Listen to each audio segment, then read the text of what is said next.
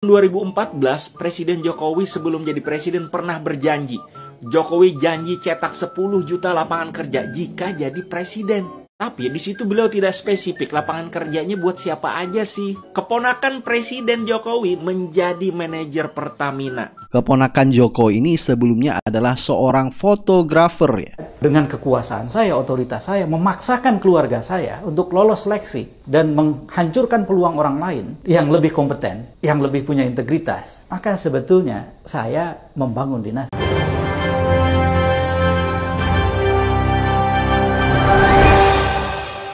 Assalamualaikum warahmatullahi wabarakatuh. Ada kabar yang menghebohkan, yaitu keponakan Presiden Jokowi menjadi manajer Pertamina ya. Nah, sampai akhirnya pun Pertamina memberi respon. Jadi Pertamina akhirnya nyebokin, katanya Pertamina mengatakan Bagaskara direkrut oleh Pertamina sejak tahun 2021 melalui jalur profesional atau experience hire. Nah, kata Pertamina. Jadi Pertamina mengatakan dia direkrut secara jalur profesional. Tetapi itu sejak tahun 2021. 2021 Jokowi kan sudah jadi presiden. Karena dia keponakan Jokowi lah ya, makanya lewat. Coba kalau misalnya orang lain, apakah langsung menduduki posisi manajer Pertamina? Mungkin tidak, pasti harus melalui bawah dulu. Tetapi ini luar biasa kan, karena keponakan Jokowi makanya dia bisa menepati posisi manajer Pertamina. Jadi kata Pertamina, keponakan Jokowi ini tidak langsung diangkat, tetapi ada seleksi internal. Ya, seleksi itu kan hanya formalitas saja sebelum akhirnya diangkat menjadi manajer. Jadi Pertamina mengaku semua itu sesuai dengan prosedur yang berlaku di perusahaan. Nah, sampai juga kemarin ya rame di sosial media X, yaitu Panji sangat kaget mendengar yaitu narasi dari dua host Total Politik ya. Jadi mengatakan bahwa dinasti politik dianggap bahwa itu human right. Kita lihat sekarang mulai dari anaknya Jokowi, mantu sampai keponakan pun ya mendapat posisi yang luar biasa.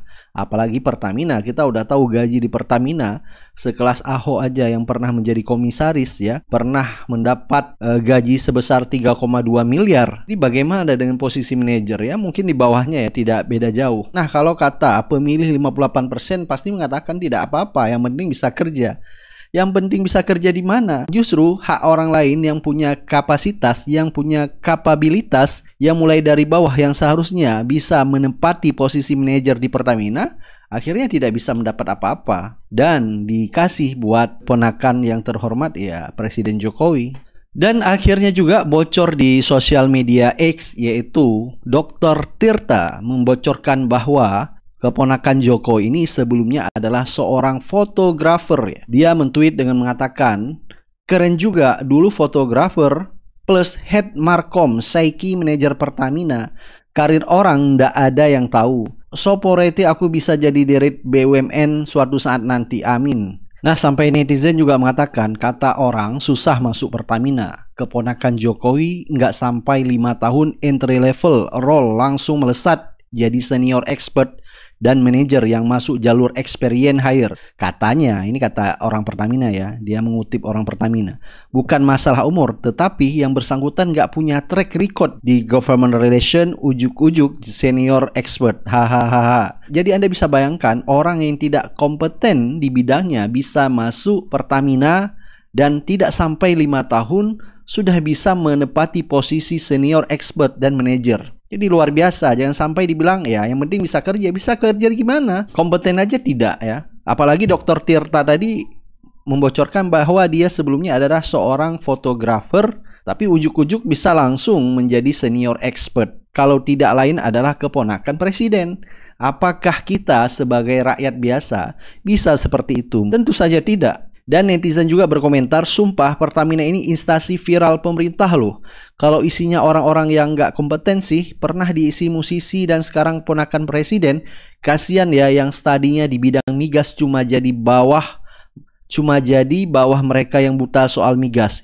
Benar sekali ya, orang yang sudah sekolah di bidang migas yang kompeten di bidangnya, tetapi tidak mendapat posisi yang seharusnya mereka dapatkan, dan akhirnya direbut oleh keponakan Presiden Jokowi. Apakah ini dibilang politik dinasti baik-baik saja? Jadi hak-hak Anda akhirnya terampas oleh mereka demi kepentingan keluarganya. Itulah politik dinasti. Nah, ini ada yang lucu komentar dari netizen ya di TikTok, di mana netizen menulis pemilihnya dapat apa ya? Ini pemilihnya yang dimaksud adalah pemilih yang 58% kemarin itu dapat apa? Atau pemilih Jokowi dapat apa?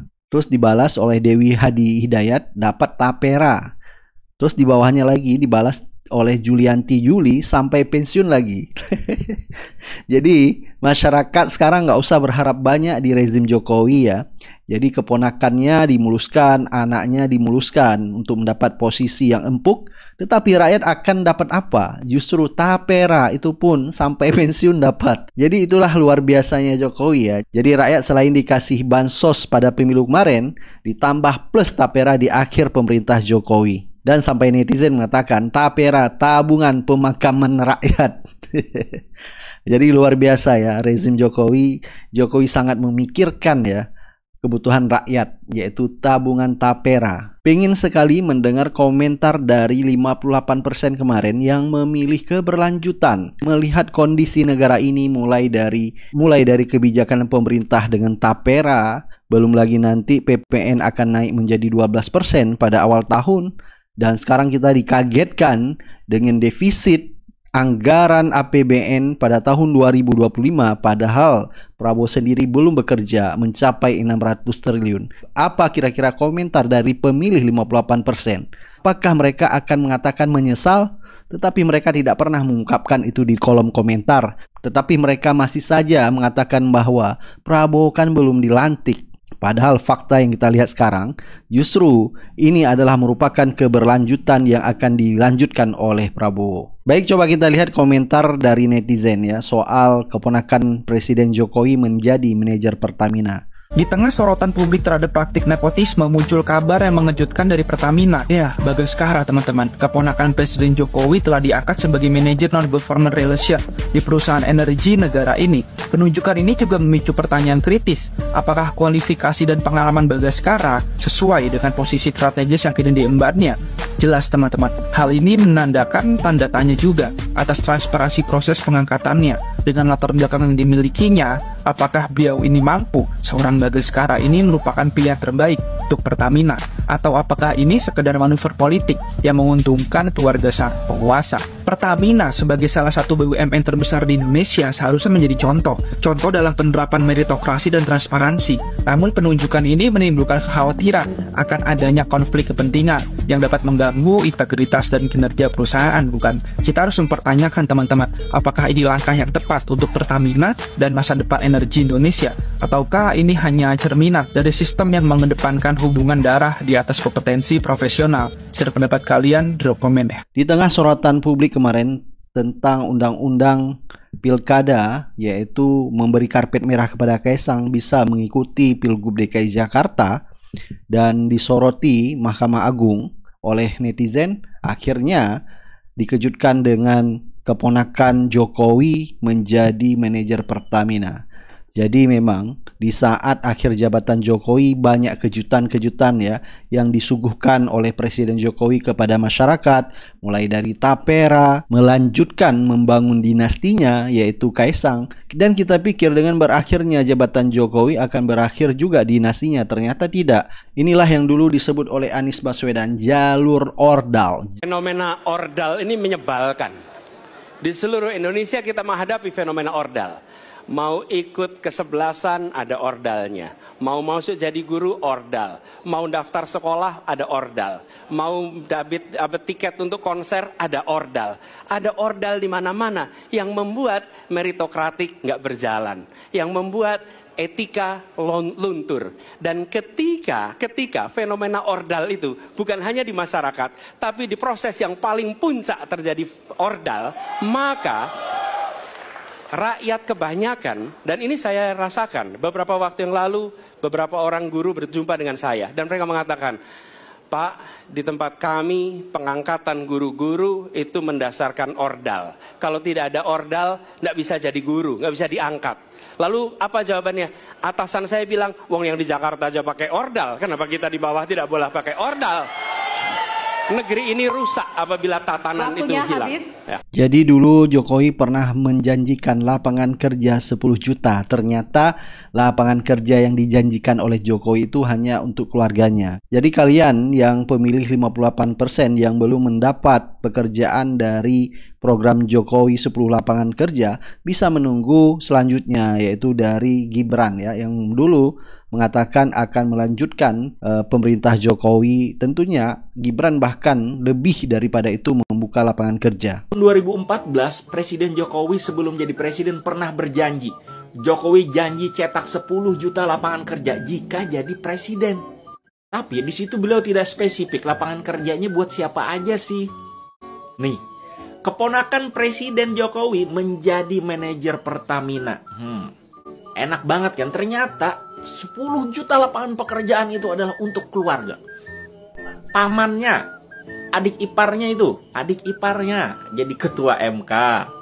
Anaknya, terus ntar nih, anaknya udah jadi wakil presiden. Terus ntar nih juga nih, calon wakil gubernur Jakarta, OTW, Kaisang, bentar lagi. Itu makanya kalau bikin janji itu kita sama politisi harus jelas ini lapangan pekerjaannya buat siapa. Kayak gitu. Kalau untuk rakyat kan jelas.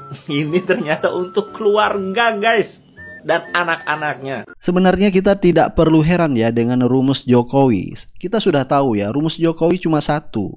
Justru kebalikannya. Jadi kalau beliau mengatakan akan mencetak 10 juta lapangan kerja, maksudnya beliau akan mencetak 10 juta lapangan kerja untuk keluarganya. Jadi tidak heran jika keponakan Jokowi pun bisa menempati posisi manajer di Pertamina. Karena mereka itu udah nggak malu-malu. Bobby dijadiin, Gibran dijadiin, Kaisang dijadiin. Kalau lu siap dengan 202 menang, lu harus siap dengan politik dinasti mereka. Oke. Kalau Pak Prabowo jadi 2029 kemungkinan Gibran naik. Jadi capres malah. Jadi capres. Dan kalau dia menang, pasti 2 periode. Sampai 2039. 2039 itu Kaisang, men. 2 periode sampai 2049. Gitu terus ya. 2049 itu Jan Etes. Terus itu ya. Enggak, jadi kalau lu siap dengan 202 menang, lu harus siap dengan politik dinasti mereka. Oke. Karena mereka itu udah nggak malu-malu. Bobby dijadiin, Gibran dijadiin, Kaisang dijadiin ketua umum PSI, Gibran dijadiin calon cawapres. Ini media luar tuh udah ngelihat kita tuh kayak negara lawak lagi. Dan kalau lu mau pilih 02, lu harus siap dengan politik dinasti itu, harus siap. Lu harus siap anak-anak lu nanti ngelihat Kaisang, Jan Etes untuk memimpin negeri ini. Kalau siap ya udah.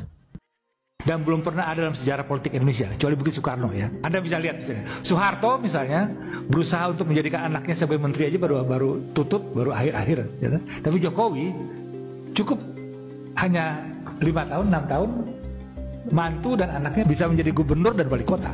Itu betapa powerful pun gitu loh. Dan orang tidak bisa mengatakan bahwa itu mereka berkompetisi dengan fair. Kenapa?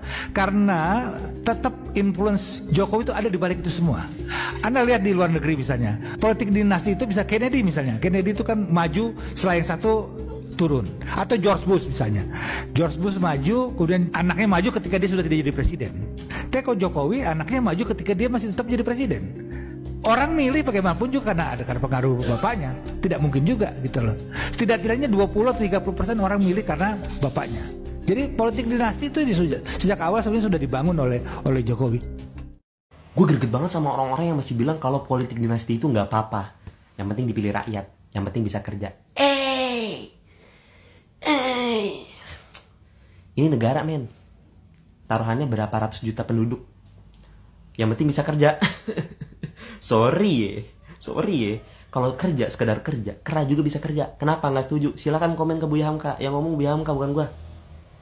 Lagian ya, dari kemarin Pilpres kita tuh udah ingetin, ini prosesnya kagak bener, ini menghalalkan segala cara, ini mengubah undang-undang demi kepentingan tertentu. Apa jawaban lu saat itu?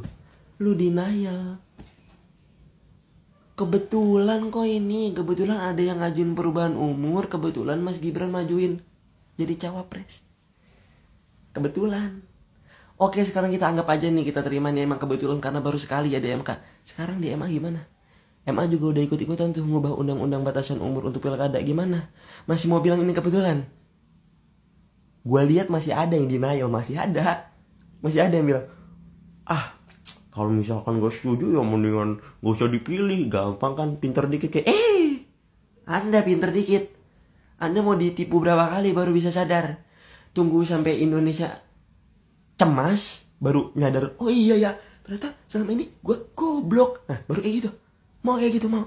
Gue sih enggak, gue masih berdoa yang terbaik untuk Indonesia. Gue masih berharap sama Pak Prabowo supaya bisa membawa Indonesia jadi lebih baik. Masalahnya ini prosesnya udah gak bener nih. Ini gue ingetin sekali lagi nih ya, gue ingetin. Sebelumnya di MK udah gue ingetin, sekarang di MA gue ingetin lagi nih. Ini prosesnya kurang bener, gue ingetin lagi nih. Gak menutup kemungkinan kedepannya akan ada undang-undang yang diubah lagi demi kepentingan-kepentingan tertentu. Nah nanti misalkan di masa depan ada nih undang-undang yang diubah, masih ada yang denial. Gue udah gak paham lagi kalau udah begitu. Gue udah gak paham sama. Udah lah, sekali. Pak Jokowi ini adalah anak kandung dari proses politik yang transparan. Jangan berpura-pura dia bekerja dalam keadaan tertutup. Nggak bisa. Tidak benar itu kalau ada orang mengatakan bahwa bukan dinasti kalau dipilih rakyat. Dengan kekuasaan saya, otoritas saya, memaksakan keluarga saya untuk lolos seleksi dan menghancurkan peluang orang lain yang lebih kompeten, yang lebih punya integritas. Maka sebetulnya saya membangun dinasti. Presiden nanti mengatakan, oh Gibran sudah mau nulis surat nonaktif sebagai anak saya gitu. Nggak bisa. Apalagi kalau melibatkan MK. Sampai kemudian MK harus membuat keputusan yang membuat orang-orang yang menurut aturan yang ada tidak memenuhi syarat, tidak eligible. Akhirnya eligible. Dan kebetulan orang itu punya hubungan keluarga dengan pemilik kekuasaan. Itu bagian dari praktek pembentukan. Jangan lupa, beberapa survei, termasuk survei kami sendiri, itu kan menanyakan, di antara tokoh publik berikut ini, manakah yang paling ibu bapak saudara dengar ketika memutuskan pilihan? Pak Jokowi nomor 1. Tapi kan angkanya cuma 20%. Menjelang 20%. Nggak signifikan ya. Artinya kalau kemudian saya punya pengaruh, ya ambil aja itu orang yang dipengaruhi itu. 20%. Sementara yang lain kan dipengaruhi oleh Ustadz Abdul Samad, oleh Bu Mega, oleh Pak SBY, macam-macam orang. Oke, saya kunci. Berarti pengaruh presiden cuma 20% ya? Kira-kira begitu kalau saya baca survei-survei itu ya. Sekitar 20-an% lah gitu ya. Dan itu masuk akal. Karena orang harus membedakan berapa orang yang puas. Berapa persen yang puas. Berapa persen yang mendengar dan menimbang suara pemimpin. Itu dua hal yang berbeda. Bukan berarti 75% atau 80% puas, maka kemudian 80% di tangan yang bersangkutan tidak ada ceritanya. Menurut saya, Pilpres yang sudah berulang-ulang dan pemilihan legislatif yang sudah berulang-ulang memberikan pelajaran kepada rakyat di Indonesia beberapa hal. Dan ini yang tertangkap oleh survei. Yang pertama adalah ternyata mereka boleh dan bisa otonom secara politik. Bagaimana kita menyimpulkan itu? Karena dalam 14 tahun Polmark Indonesia hidup dan mengadakan riset-riset, salah satu kecenderungan yang kami lihat dalam beberapa tahun terakhir adalah semakin banyak orang pemilih yang menjawab diri sendiri. Ketika ditanya, di antara pihak-pihak berikut ini, manakah yang paling besar peranannya mempengaruhi keputusan saudara, termasuk dalam memilih? Diri sendiri itu di banyak tempat tinggi, nomor 1, paling besar. Dan tren itu menaik, bukan stagnan atau turun. Nomor 1 itu. Jadi jangan lupa bahwa ternyata di Indonesia sekarang ini sudah terbentuk semacam kesadaran bahwa menjadi pemilih adalah menjadi penentu. Anda boleh jadi kandidat, Anda boleh punya baliho, Anda boleh muncul di televisi, Anda boleh muncul di debat, Anda jadi bintang, tapi Anda bintang saja bukan penentu, penentunya kami. Baik, sampai ketemu lagi di video selanjutnya. Assalamualaikum warahmatullahi wabarakatuh. Silakan Anda beri pendapat dan komentar Anda ya terhadap politik dinasti Jokowi di saat Jokowi berakhir jabatannya. Tak kunjung pun berakhir dinastinya, tetapi malah memperlebar sayapnya supaya dinasti politik Jokowi tetap berlangsung dan aman. Makanya kita tidak heran ya jika Jokowi pingin keberlanjutannya melalui anak tersayang yaitu Gibran